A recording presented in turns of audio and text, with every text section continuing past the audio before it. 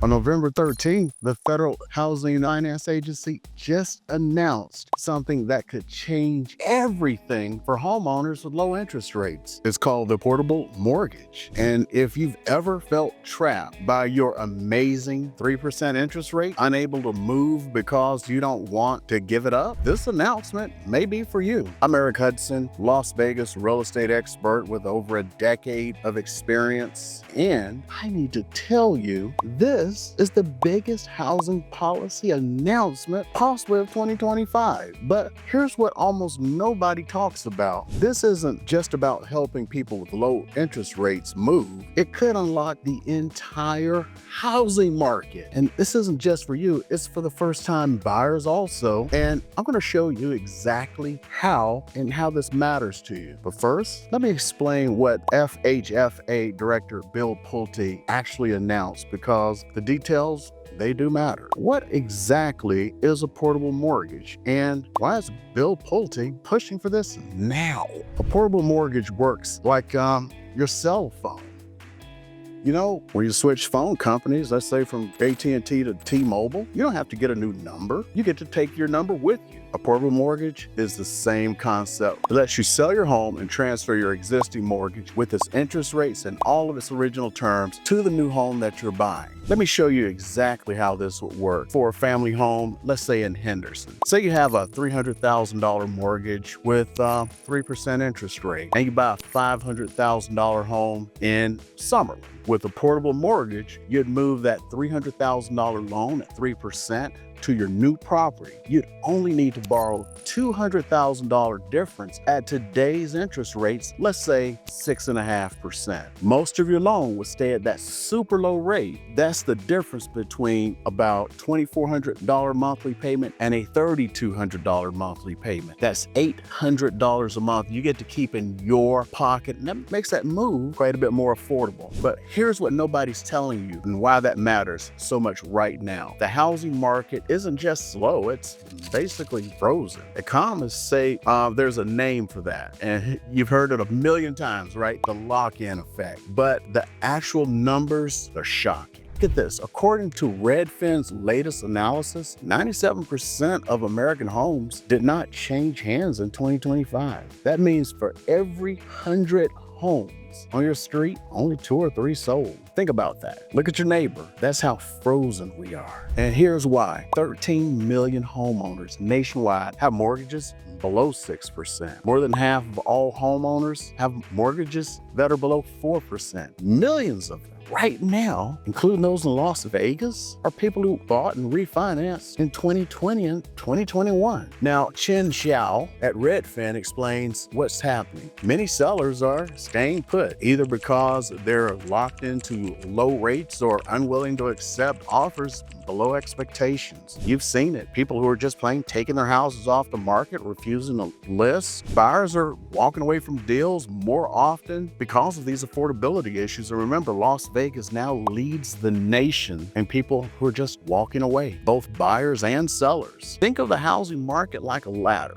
First-time home buyers are trying to get the first rung of that ladder, but they can't because people on the second rung, the starter homeowners, aren't moving up to the third rung because the entire ladder is stuck. Nobody can move. Now, before you get too excited, let me show you both sides of this, because there's a promise, a problem, and a price. I'll call it the 3 P's of a portable mortgage. First, the promise. The biggest crisis for the first-time home buyer? Simple. There simply aren't enough starter homes. Back in the 1980s, 40% of all new construction was affordable starter homes. Today, it's just 12%. Builders can't make money on them anymore. Land costs too much. Materials cost too much. Labor costs too much. So where do the starter homes come from? People selling theirs to move up. But because of the lock-in effect, that's not happening. Matt Schultz from from Lending Tree, you kind of nailed it. Here's a quote from: "Today's higher rates have left people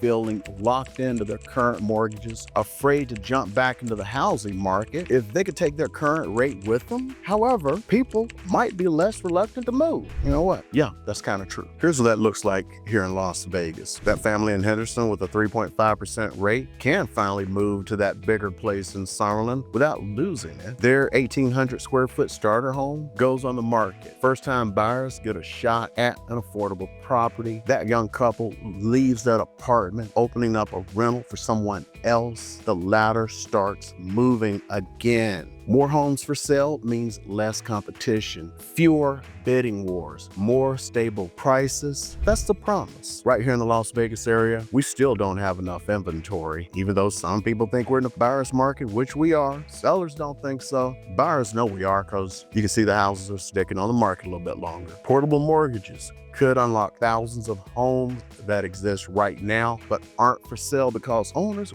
won't give up their rates. Would you? But here's the part that's kind of genius or completely insane, depending on who you ask. The problem. There's a massive problem. Our financial system can't handle this. Banks don't hold on to mortgages. They bundle them and sell them immediately to investors. These bundles are called mortgage-backed securities. This system funds the entire mortgage market, but it only works if investors can predict how long mortgages will last. Jake Kreml, senior economist at Realtor.com, explains the fundamental issue. And I get a quote from him. "If mortgages become more portable, the collateral and therefore the risk profile of the entire pool could change midstream. That breaks the current models." Let me put that in plain English. Imagine you invest $100,000 in something based on specific rules. You calculated your risk. You planned your returns. Now someone changes those rules in the middle of the game. The thing you thought was safe is now unpredictable. You want more money to take that extra risk, right?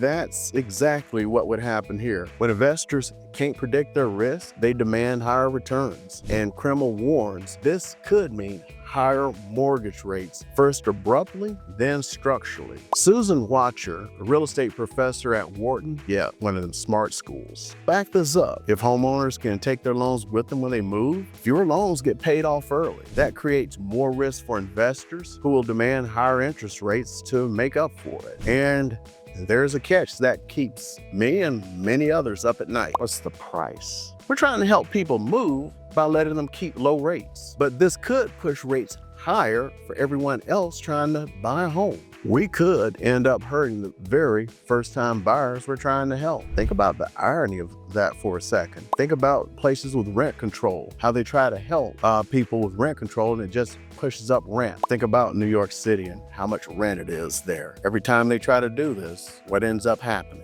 Then there's the legal nightmare. A mortgage is a legal contract to one specific property. Your home's address is the collateral. That's the thing the bank can take if you don't pay. Transferring that loan to a new property means rewriting the entire contract across millions of transactions. As Kreml puts it, hold on, let me get this. Portability isn't compatible with the architecture of U.S. mortgage finance. Let's translate that. Our system wasn't built for this. Now, is this impossible? No.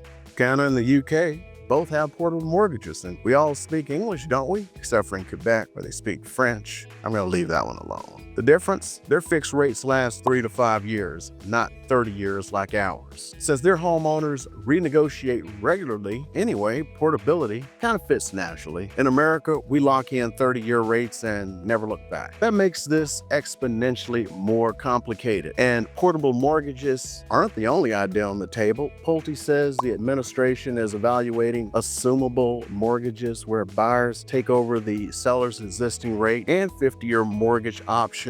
That's something, another video I'm thinking about putting out. This proves the administration sees housing affordability as a crisis and exploring every possible solution. And let's be honest, it is a crisis. Everyone needs housing. So knowing all of this, here's the question you should be asking. What does this actually mean for me? I'm pointing at you, as in me. You should be pointing at yourself. Here's the truth. Portable mortgages aren't a magic fix. The risks are real. They could disrupt the mortgage-backed securities market. The legal challenges are massive, and they might push rates higher overall. Some of the smartest people in real estate finance aren't sure it'll work, but portable mortgages offer something no other proposal does. They unlock homes that already exist without building a single new one. They help sellers move when life demands it. And when they do, buyers get opportunities they don't have right now. The question isn't whether they're perfect, they're not. The real question is, does breaking the lock-in effect and freeing up inventory outweigh the problems that it may create? That's the debate happening in Washington right now. And it affects everyone watching this video. Whether you're trapped in a low rate, trying to buy your first home, or figuring out your next move in Las Vegas or some other place in the country. So here's what you should do right now based on your situation. If you have a rate below 4%, don't make any moving decisions until you see how all of this plays out.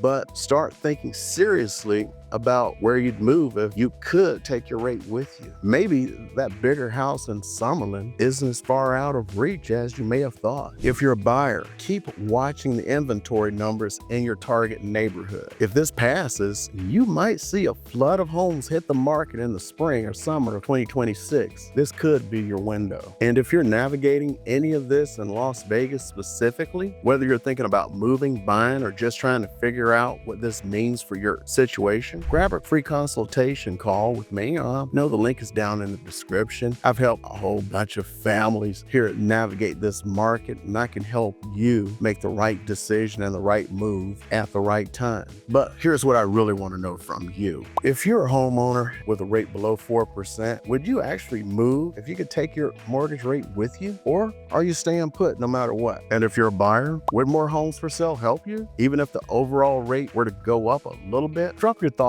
in the comments below, because this conversation is just getting started. I try to read every single comment whenever I have time, and we do want to hear your perspective. For my military family, you know the drill. Alpha, Mike, Foxtrot, everyone else. Remember, in Vegas, we don't just gamble with cards. Sometimes Washington gambles with policy. The question is whether we're making a smart bet or doubling down on disaster. Time will tell, but whatever happens, I'll be here to break it down for you. Thanks for being part of the community. We'll always keep the lights on for you here. And if you want to stay ahead of what's happening in Vegas real estate, the next video right there will keep you in the loop. I'll see you over there.